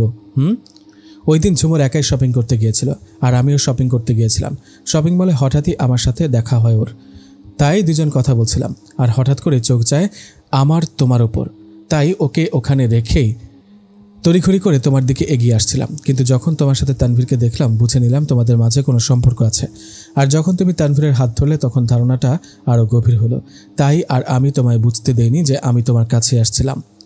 আর আমিও যখন আপনার পেছনে শাড়ি পরা অবস্থায় ঝুমুরকে দেখেছি, তখনই তানভীরের হাত ধরেছি। আর ভেবেছি আপনি আমাকে চিনলেও যেন আমাকে ভুলে ঝুমুরকে নিয়ে সুখী হতে পারেন। আহারে দয়ার সাগরিকা, এটা আবার কি? কিছু না। আপনি ছেড়ে আসার পর ঝুমুরের কি হলো? আমার যখন বিয়ের আসরে তোমার কথা মনে পড়ে যায়, আমি তখনই ঝুমুরের কাছে ক্ষমা চেয়ে চলে আসি আর বলি ও যেন কাউকে বিয়ে করে নেয়। তারপর ঝুমুর ওর খালাতো ভাইকে বিয়ে করে নেয়। ওর খালাতো ভাই ওকে খুব ভালোবাসতো, তাই আরও বিয়েটা সহজ হয়। তাই কেমন আছে এখনও? সেদিন যখন দেখা হলো ওর সাথে, বললো তো ভালো আছে। ওর বর নাকি ওকে খুব ভালোবাসে। আলহামদুলিল্লাহ। ঝুমুরের সাথে ওর কাজিনের বিয়ে হয়। ঝুমুর যখন স্মৃতিশক্তি হারিয়ে চুপচাপ থাকতো, কোনো কথা বলতো না, তখন ফাহাদ ওর কাজিন ব্রো এসে ওকে অনেক হাসানোর চেষ্টা করত, কথা বলানোর চেষ্টা করত। কোনো কথা না বললেও ঝুমুর ওর কাণ্ড দেখে হাসত। ফাহাদ ওকে সুস্থ করার চেষ্টা করতে করতে কখন যে ঝুমুরকে ভালোবেসে ফেলে তা নিজেও জানে না। ভেবেছে ঝুমুর সুস্থ হলে ঝুমুরকে বলবো, কিন্তু এরই মধ্যে যখন ঝুমুরের ওর অতীত মনে পড়ে যায়, তখন ফাহাদ ওদের বাসায় আসলে ও ফাহাদকে বলে ও কয়েকদিনের মধ্যে বিয়ে করতে যাচ্ছে দীপ্তকে, যাকেও খুব ভালোবাসে। তাই আর ফাহাদ ঝুমুরকে ওর ভালোবাসার কথা বলে না। কিন্তু যেদিন দীপ্ত বিয়ের আসর থেকে উঠে চলে আসে, সেদিন ফাহাদ ঝুমুরকে সবার সামনে বলে ও যাকে ভালোবাসে তার কাছে চলে গেছে। আমি তোকে ভালোবাসি, তুই কি আমার হাত ধরবি সারা জীবনের জন্য? আমি তোর সাথে সারা জীবন কাটাতে চাই। তুই যখন সুস্থ ছিলি তখনও তোকে হাসানোর চেষ্টা করেছি, আর বাকি জীবনও তোকে হাসানোর দায়িত্ব নিতে চাই। দিবি সেই দায়িত্ব আমায়? ঝুমুর ওর বাবার মুখে শুনেছে ফাহাদ ওর কতটা যত্ন নিয়েছে, আর ঝুমুরকে ফাহাদ কতটা ভালোবাসে। ঝুমুরের বাবাও ঝুমুরকে বলেন বিয়ে করে নিতে ফাহাদকে, আর ঝুমুরও ফাহাদের ওর প্রতি ভালোবাসা দেখে বিয়েতে রাজি হয়ে যায়। আর ওই দিনই ফাহাদ আর ঝুমুরের বিয়ে হয়ে যায়। চলো রিয়া, তানভীর আর কারিমার বিয়ে হয়তো হয়ে গেছে এতক্ষণে, এবার আমরা আবার বিয়েটা করে নিই। আমি এমন পচা মানুষকে বিয়ে করি না। একবার যখন করেছেন, এ জীবনে আর ছাড়াছাড়ি নেই। সারা জীবন এই পচা মানুষটার সাথেই থাকতে হবে। আমি শুধু এই জীবনটা না, মৃত্যুর পর যে জীবন আছে, সেই জীবনের শুরু আছে শেষ নেই, সেই জীবনটাও এই পচা মানুষটার সাথে কাটাতে চাই। Love you too. বিয়ে হয়ে যায় তানভীর আর কারিমার। তারপর দ্বিতীয়বারের মতো বিয়ে করে নেয় দীপ্ত আর রিয়া। ঝুমুরও ফাহাদকে নিয়ে ভালো আছে। তানভীর, কারিমা, ঝুমুর, ফাহাদ, দীপ্ত, রিয়া সুখে শান্তিতে বসবাস করতে থাকে। শেষমেশ পোড়া কপালের জীবনে দীপ্ত নামের সুখ পাখিটা এসে বাসা বাঁধে, আর রিয়ার জীবনের সকল দুঃখ কষ্ট মুছে দিয়ে সুখ, শান্তি, আদর, ভালোবাসায় ভরিয়ে দেয় রিয়ার জীবন। সবাই ভালো থাকুন, সুস্থ থাকুন, এই দোয়া করি। আর আমার জন্য সবাই দোয়া করবেন। আল্লাহ হাফেজ।